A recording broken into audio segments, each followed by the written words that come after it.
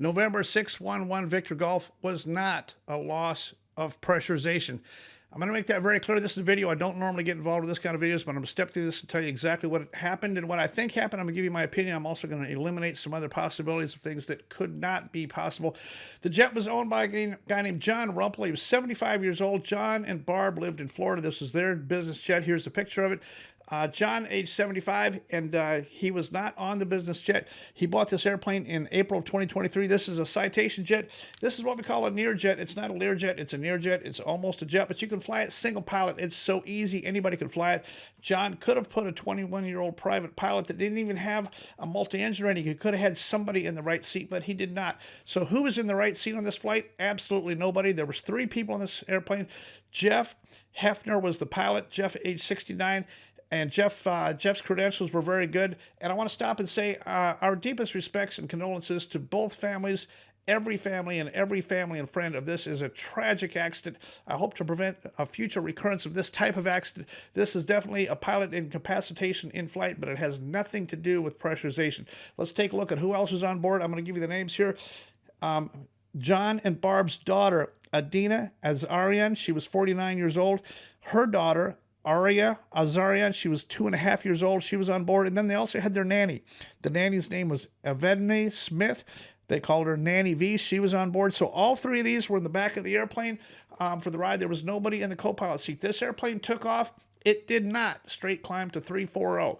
This airplane stopped and leveled off at 230 and got a clearance to 340. But look at the data here. Everybody's missed this data. This airplane stopped. I listened to the tape. It's a very clear readback. It leveled off at 230. It got a new frequency and a new altitude. That means he set the new altitude, he armed it, he pushed the vertical speed and started a climb, and this airplane captured its altitude. He was alive and well at 230. There was no problems at 230. This airplane started its climb. Now its route, it's been reported that this airplane shot the ILS at 340. Not true. This airplane flew the route. I'm going to give you the route here. This airplane went right up the Victor Airway. This FMS navigation system would have loaded all the waypoints for the IFR clearance. And here's the clearance on the screen here. Right here is what it is. The last couple of waypoints would have been Victor 139, or you might know it as Tango 320, to Sardi intersection, Sardi to Calverton. Calverton's a VOR, CCC, Calverton to the airport. The airplane turned, but notice it cut the corner on this because it could not make a 90-degree turn. That's what these autopilots and systems do. They just round this out and head to the corner. What does it do? What does this airplane do when it gets to the last known waypoint, known as the IFR clearance limit? It stops because it doesn't know what to do next. The autopilot drops into what we call heading hold. It flies last known existing heading. That's the heading. It flew all the way at this altitude until the right engine ran out of fuel. 2 big fuel tanks on the Citation, one in the left wing, one in the right wing. They're not cross-fed in any way. The right engine ran out of fuel first, just by pure dumb luck. We don't really know which one's going to run out first, but the right engine lost fuel and lost pressure, and because it was out of fuel, that just started its descent. The airplane could not maintain altitude, and then once this airplane started its descent, the autopilot fell off, no longer in altitude hold. It started its right-hand descending spiral into impact.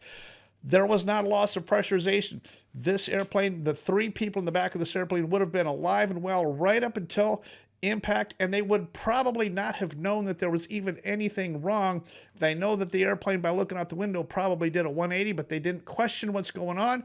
They sat in back with their seatbelts on, playing quietly and doing whatever they wanted to do. They probably would have not known that there was anything wrong until it started this big, steep, excessive right wing down maneuver and flew right into the dirt.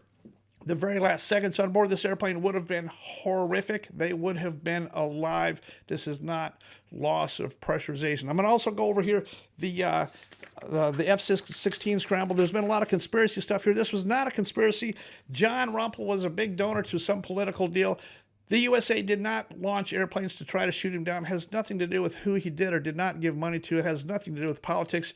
This is what happened. All this conspiracy stuff that you hear out here is simply not true. Has nothing to do with who John did or did not support in any way. The F-16s did break the speed of sound. An F-16 can go more than 1,000 miles an hour. The Learjet can go at the most about 500 miles per hour with a really good tailwind. The F-16s caught it, and guess what? When the F-16s caught up, the F-16s could look inside the window and see the pilot slumped over to the right. He's definitely incapacitated, but the fact that you could see in the windows tells me that this is not incapacitation. Remember the Payne Stewart accident? I'm going to go back and pull the report here for you, but it's going to show opaque windows. Opaque means it's totally frozen over. It's about minus 40 degrees Fahrenheit on the inside of this airplane, and everything is frozen solid. The windows ice over from the inside, from the existing moisture inside the cabin. Everything freezes over. You can't see inside the airplane.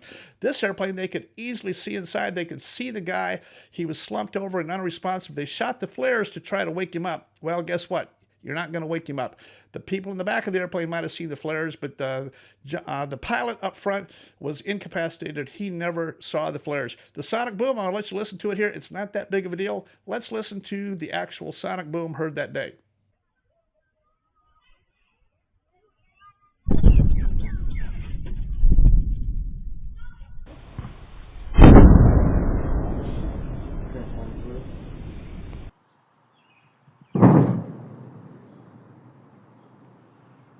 So there it is. Sounds kind of like thunder. Not a big deal. That's the speed of an F-16 or a couple of them chasing this airplane. They break the sound barrier. They go right through the speed of sound and right up to Mach whatever. I think the F-16 can almost do Mach 2.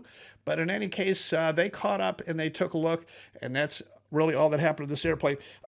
The thing I want to make clear here is that this is not pressurization. This is a medical incapacitation.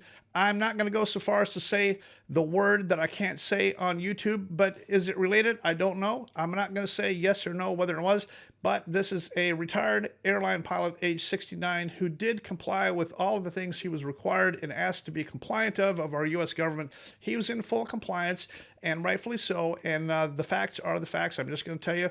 Mr. Jeff was in full compliance with our government requests of its citizens, and there you have it. So this airplane went into the ground. I'm very sorry for this loss, this horrific loss.